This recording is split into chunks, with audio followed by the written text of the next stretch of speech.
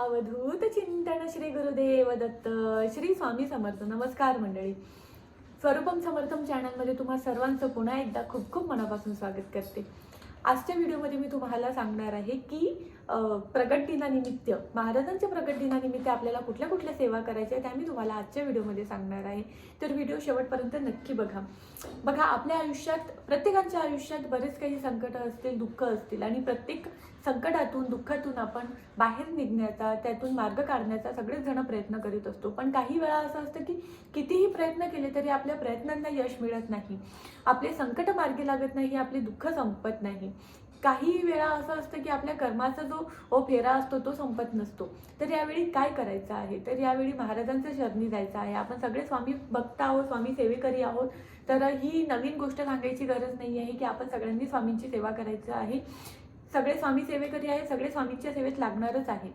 पण एक अतिशय महत्त्वाचा दिवस आलेला आहे आणि तो म्हणजे प्रगट दिन. 10 एप्रिल 2024ला आहे महाराजांचं प्रगट दिन.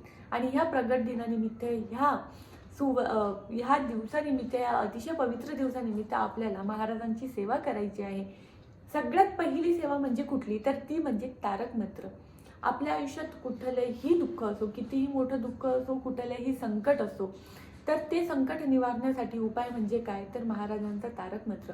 दुःख निवारण्याचा उपाय म्हणजे काय? महाराजांचा तारक मंत्र. बघा, तारक मंत्रात इतकी शक्ती आहे की तुमच्या आयुष्यातलं कुठलंही दुःख असो, कुठलंही संकट असो, मानसिक दुःख असो, शारीरिक दुःख असो, आर्थिक संकट असो, कुठलंही संकट असो, ते मार्गी लागणारच आहे तुमच्या आयुष्यातलं. त्यामुळे तुमचा फक्त महाराजांवर विश्वास पाहिजे. तुम्ही ही सेवा करून तर बघा, तुमचं सगळे दुःख मार्गी लागेल. तारक मंत्र याचा अर्थच काय असतो? तारक म्हणजे दुःखांना, आपल्या समस्यांना तारणारा असा जो मंत्र आहे तो महाराजांचा मंत्र. अशक्य ही शक्य करतील स्वामी. म्हणजे आपल्या आयुष्यात जी गोष्ट अशक्य आहे, जी गोष्ट कोणीही करू शकत नाही, आपला काळ जो कोणी बदलवू शकत नाही, ते फक्त सामर्थ्य आहे महाराजांमध्ये. तर चला, मी आता तुम्हाला सांगते की कुठली सेवा करायची आहे. तारक मंत्राची सेवा करायची आपल्याला 21 दिवसांची. मी याआधी बरेच व्हिडिओ बनवले, पण त्यावेळी बऱ्याच लोकांची तारक मंत्राची सेवा ही चुकून गेली होती, राहून गेली होती आणि बऱ्याच लोकांना इच्छा आहे ती सेवा परत करायची. तर अतिशय सुवर्ण अशी संधी आली आहे ती सेवा परत करायची. ती म्हणजे आता प्रगट दिनानिमित्त. तर बघा, 21 एप्रिल 2024ला आपल्याला सेवेला बसायचं आहे. सेवा ही संकल्पयुक्त असावी. संकल्प आपल्याला घ्यायचा आहे 21 तारखेला. 21 तारखेला सकाळी लवकर उठायचं, सुशीरभूत व्हायचं आणि आपल्याला सेवेला बसायचं आहे. सेवेला बसताना महाराजांपुढे आधी संकल्प घ्यायचा आहे. संकल्प कसा घ्यायचा हे सगळ्यांना माहिती असेल, नसेल माहिती कमेंट करा, मी त्यावर एक व्हिडिओ बनवेल. संकल्प घ्यायचा आहे आणि त्यानंतर एक आपल्याला ग्लासात पाणी घ्यायचं. महाराजांपुढे दिवा अगरबत्ती केली, आपण देवपूजा केली, त्यानंतर महाराजांपुढे बसलो, संकल्प घेतला. ग्लासातलं जे पाणी आहे ते आपल्या हातात ठेवायचं. उजवा हात त्या ग्लासावर ठेवायचा आहे आपल्याला आणि आपल्याला 21 वेळा तारक मंत्र म्हणायचा आहे. 21 तारखेपासून आपण सुरुवात करतो. 21ला 21 वेळा, 22ला 21 वेळा, म्हणजे 21 दिवस रोज 21 वेळा आपल्याला महाराजांचं तारक मंत्र असं म्हणायचं आहे. ग्लासवर पाणी ठेवलं, आपण 21 वेळा तारक मंत्र म्हटलं. आता ह्या पाण्याचं काय करायचं असे बरेच प्रश्न लोकांना पडले. तर हे जे पाणी आहे हे तारक मंत्राने सिद्ध झालेलं पाणी आहे. हे पाणी आपल्याला स्वतःही ग्रहण करायचं, स्वतःही प्यायचं आहे आणि सोबतच आपल्या घरातील सगळ्या सदस्यांना प्यायला द्यायचं आहे ते पाणी. बघा, जर आजारी असेल तर त्या आजारी व्यक्तींना तुम्हाला ते पाणी प्यायला द्यायचं आहे.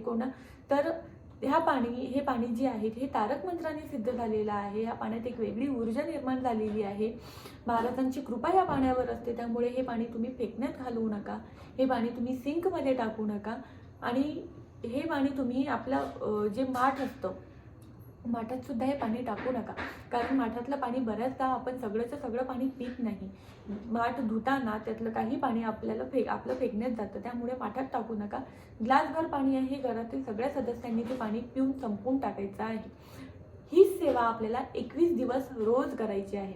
बघा, सेवेचा एक टाईम ठरवून घ्या तुम्ही. म्हणजे जर तुम्ही सकाळी बसले असेल सेवेला तर 21 दिवस सकाळीच बसा. जर तुम्ही संध्याकाळी सेवेला बसले असेल तर संध्याकाळीच बसा.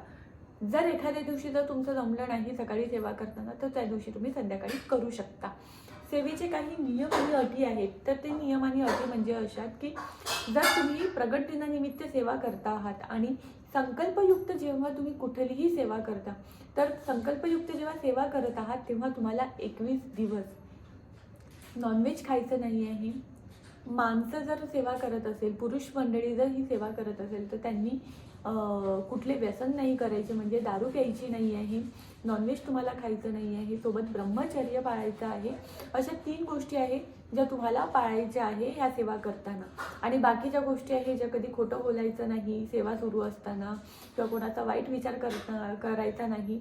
तर मी तर म्हणेल की खोटं बोलायचं नाही आणि कोणाचा वाईट विचार करायचा नाही, हे फक्त सेवेपुरतं नाही, तर ह्या गोष्टी आपण आयुष्यात नेहमी पाळायला पाहिजे, की कोणाचा वाईट विचार नाही करायचा, खोटं बोलायचं नाही. तर असे काही 3 नियम आहेत जे आपल्याला कटाक्षाने पाळायचे आहे. ब्रह्मचर्य आणि नॉनव्हेज खायचं नाही आणि सोबतच आपल्याला मद्यपान करायचं नाही आहे. तर ह्या 3 गोष्टी आहेत ज्या पाळायच्या आहे. तुम्ही ही सेवा करून बघा. तुमच्या आयुष्यातलं जे काही संकट असेल, जे काही दुःख असेल, त्या दुःखांचं निवारण होणारच. महाराज आपल्या पाठीशी आहे. आणि सोबतच बघा, एक खूप चांगला योग आला आहे, एक खूप सुवर्ण संधी आपल्याला मिळाली आहे, आणि ती म्हणजे प्रगट दिनानिमित्त. बघा, बरेच जण कमेंट आणि मेसेज करतात की ताई असं काय आहे, महाराजांची सेवा करायला, स्वामींची सेवा करायला काही कुठला दिवस लागत नाही, कुठला मुहूर्त लागत नाही. नक्कीच लागत नाही. महाराजांची सेवा करायला कुठला मुहूर्त लागत नाही.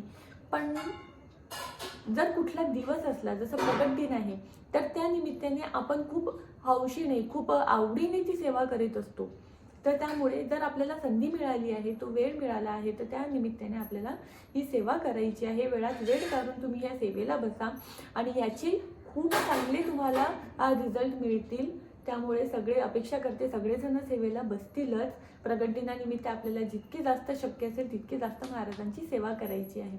व्हिडिओ आवडला असेल तर तुम्ही लाईक करा, आणि ज्यांना कोणाला जर तुम्हाला वाटत असेल की त्यांना गरज आहे महाराजांची सेवा करायची, किंवा त्यांचं आयुष्यात खूप संकट आहे आणि त्यांना सेवेला बसायला पाहिजे, त्यांच्यापर्यंत हा व्हिडिओ नक्की पोहोचवा. धन्यवाद. भिवू नकोस, स्वामी सदैव पाठीशी आहे.